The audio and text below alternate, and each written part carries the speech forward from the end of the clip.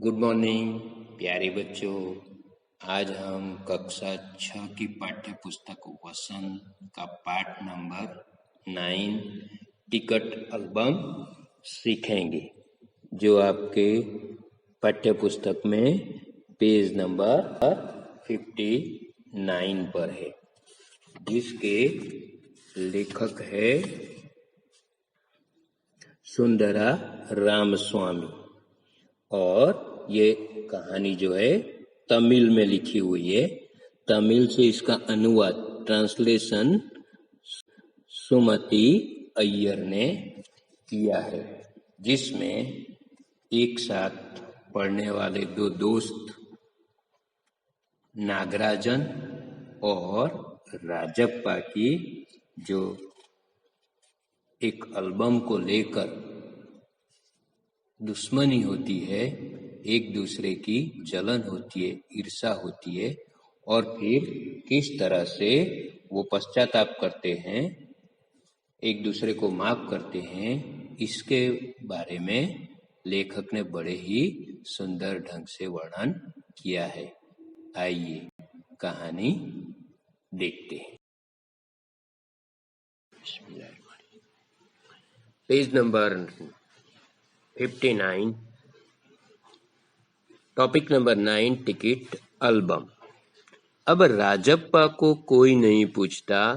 आजकल सब के सब नागराजन को घेरे रहते। नागराजन घमंडी हो गया है, राजप्पा सारे लड़कों में कहता फिरता। पर लड़के भला कहाँ उसकी बातों पर ध्यान देते। नागराजन के मामा जी ने सिंगापुर से एक एल्बम यानी फोटो संग्रह भिजवाया था। वह लड़कों को दिखाया करता। सुबह पहली घंटी के बजने तक सभी लड़के नागराजन को घेर कर एल्बम देखा करते।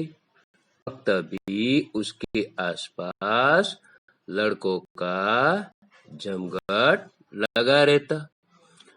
तो यहाँ पे राजप्पा और नागराजन की ये कहानी है।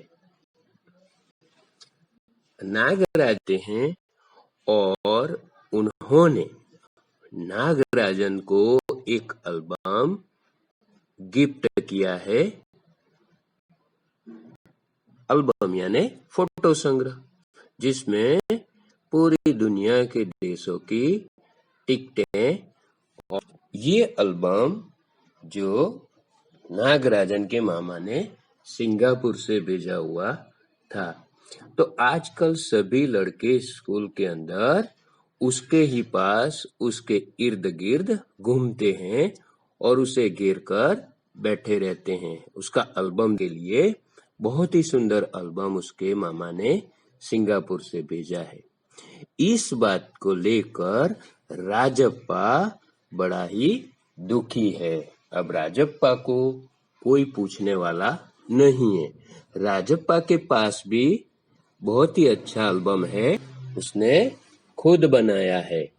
लेकिन आजकल सब लड़के जो है वो नागराजन के पास होते हैं और उसी का एल्बम देखने के लिए और उससे दोस्ती करने सब लड़के उसको घेरे रहते हैं। इस बात को लेकर राजप्पा बड़ा ही दुखी है और मन ही मन वो कहता है कि नागराजन घमंडी हो गया है। लेकिन ऐसी बात नहीं, नागराजन बहुत ही अच्छा लड़का है।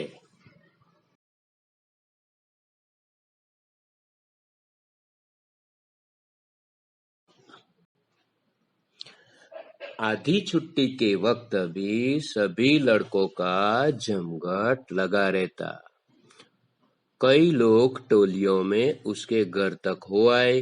नागराजन शांतिपूर्वक सभी को अपना एल्बम दिखाता, पर किसी को हाथ नहीं लगाने देता। एल्बम को गोद में रख लेता और एक एक पन्ना पलटता। लड़के बस देखकर खुश होते। तो इस तरह से आधी छुट्टियां ने रिसेस के वक्त भी लड़के उसके आसपास उसे घेरकर जमघट बनाकर उसके पास बैठ जाते और उसका एल्बम देखने के लिए आतुर हो उठते, उत्सुक हो उठते। तो नागराजन भी उन सभी को शांति पूर्वक अपने पास बिठाकर एल्बम का एक एक पन्ना पलटता जाता और सारे जो उसकी कक्षा के जो छात्र थे उन सभी को एक एक पन्ना पलटकर सारे एल्बम के जो फोटो उसमें थे टिकटों के वो उनको दिखाता।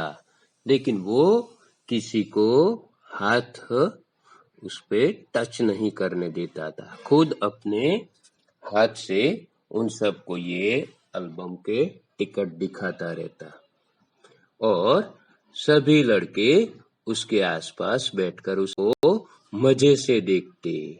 बस देखने के बाद वो पूरा एल्बम अपनी गोद में रख लेता और लड़के उस एल्बम को देखकर खुश हो जाते।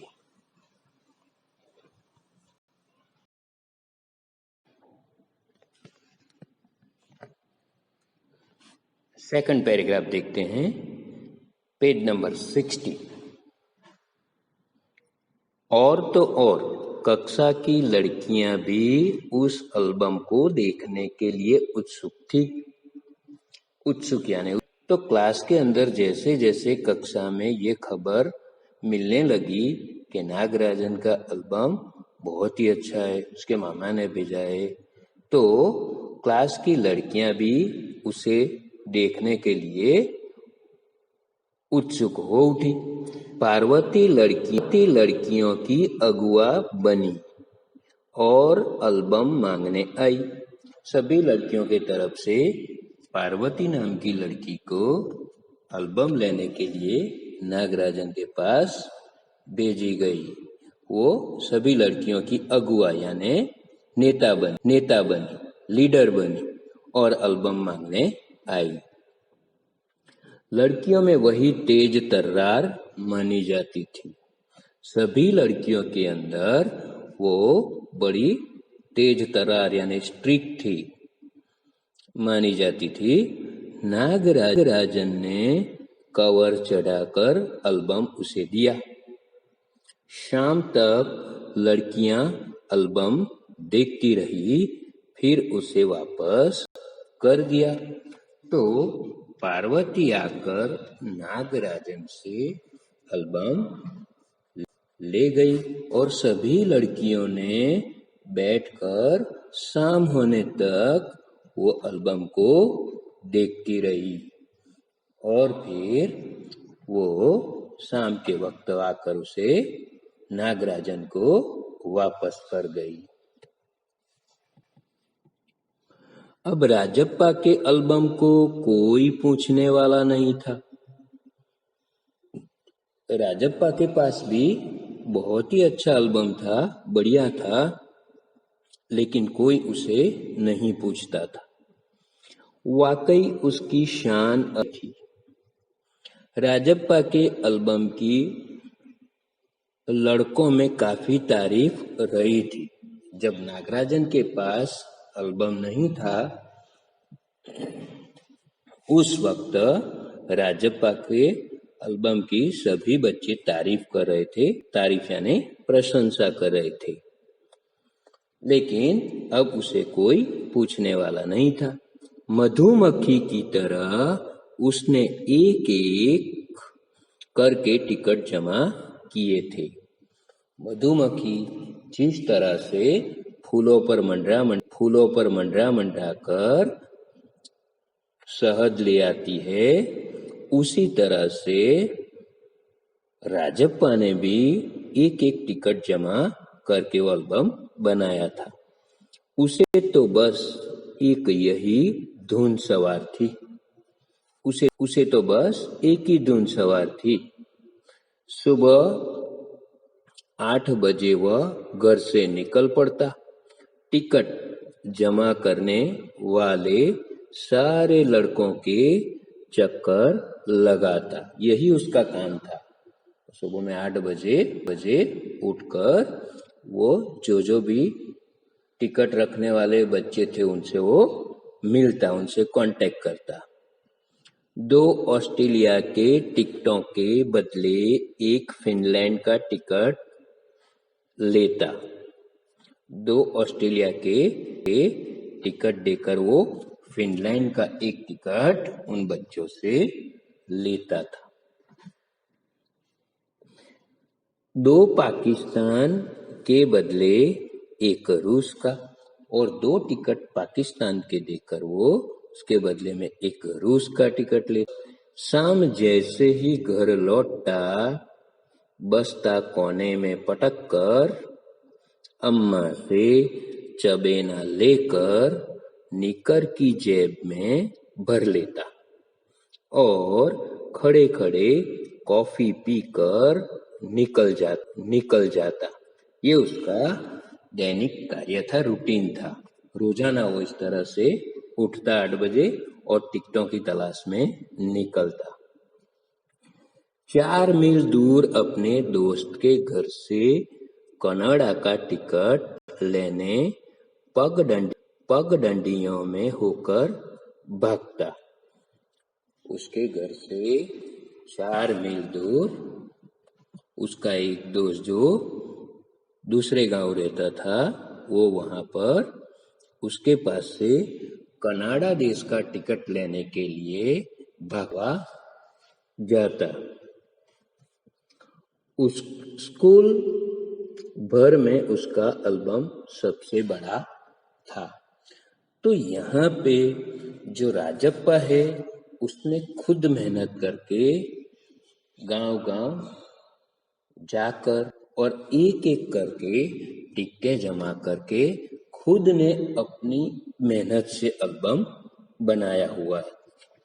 लेकिन नागराजन जो है उसके पास जो एल्बम आया हुआ है वो उसे रेडीमेड मिला हुआ है और उसके मामा जो सिंगापुर रहते थे उन्होंने उसे गिफ्ट किया है, तो इसलिए उसे ये रेडीमेड मिला हुआ है। लेकिन राजप्पा का जो एल्बम है वो उसने खुद अपनी मेहनत से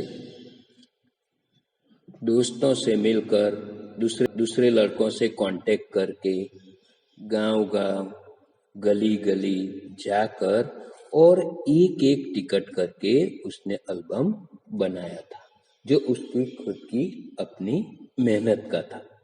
और वो इसके लिए करता। सुबह में 8 बजे वो टिकटों की तलाश में निकल पड़ता और कभी कभी तो अपने घर से गांव से दूर 4-4 मील दूर वह दोस्तों से मिलकर उनसे ये टिकटें ले आता और अपने पास जो ज्यादा टिकटें हैं वो जैसे पाकिस्तान के, ऑस्ट्रेलिया के, तो कभी कभी तो दूसरे देश का, जिस देश का टिकट उसके पास नहीं है उसे प्राप्त करने के लिए वो सामने वाले लड़के को 2-2 टिकटें देता। जैसे यहाँ पे उसने ऑस्ट्रेलिया के 2 टिकट देकर फिनलैंड का एक टिकट खरीदा। पाकिस्तान के टिकट देकर उसने रूस यानी रसिया के टिकट उसने खरीदे। यानी कि उसके पास जिस देश का टिकट नहीं होता था वो टिकट वो प्राप्त करना चाहता था और इसके लिए वो सामने वाले को 2 टिकटों का लालच भी देता और इस तरह से वो टिकट प्राप्त करता। और यही उसका काम था, यानी कि खुद ने अपनी मेहनत से ये एल्बम बनाया था और उसका यही काम रहता था। घर जब भी आता वो तो कॉफी पीकर चबेना अपने जेब में भर लेता और फिर वहां से वो टिकटों की तलाश में दूर दूर के गांव तक पहुंच जाता। तो प्यारे बच्चों, आज हम यहाँ तक देखेंगे। ओके।